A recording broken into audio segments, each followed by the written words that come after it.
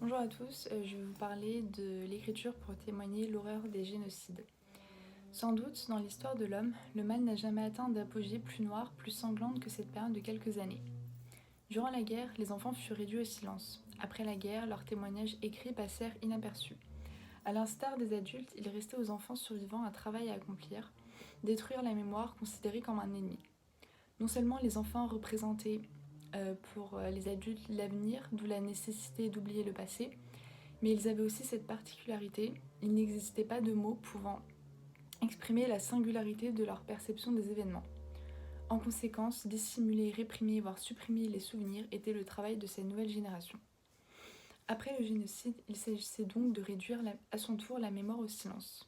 En lieu et place de la mémoire s'installait le nécessaire oubli, une sorte de sommeil amnésique.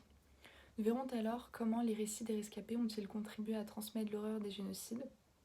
Premièrement, nous verrons le rôle crucial des enfants dans la transmission des faits, puis que la mémoire traumatique est l'essence de la création littéraire.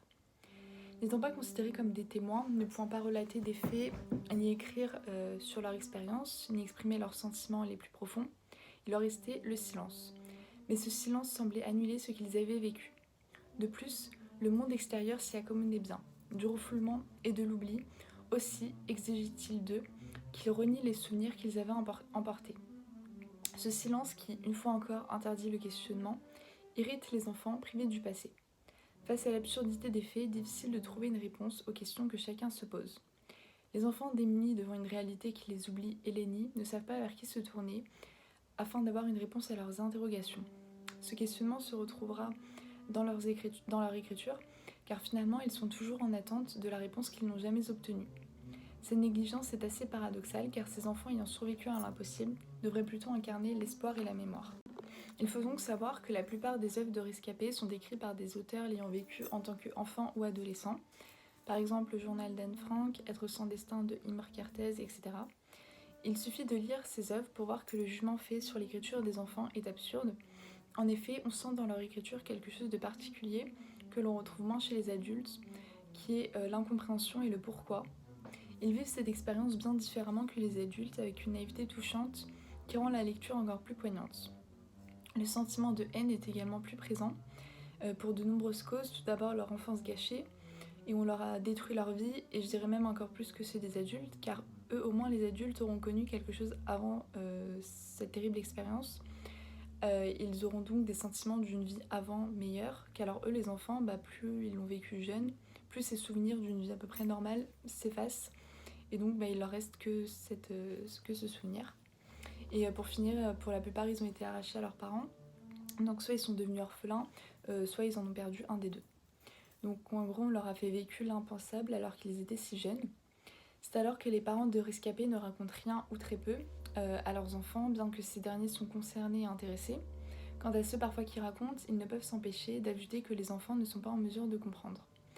Il y a donc un réel partage entre deux sentiments. D'un côté l'envie de faire connaître au monde entier ce qui s'est passé, mais d'un autre côté une sorte de frustration de se dire que jamais personne ne comprendrait et ressentirait ce qu'ils ont vécu.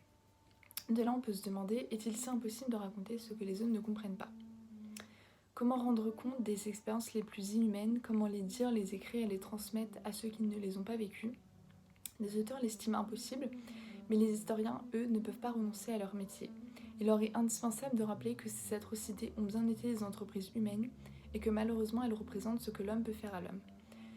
L'importance de la littérature dans la compréhension du génocide est centrale.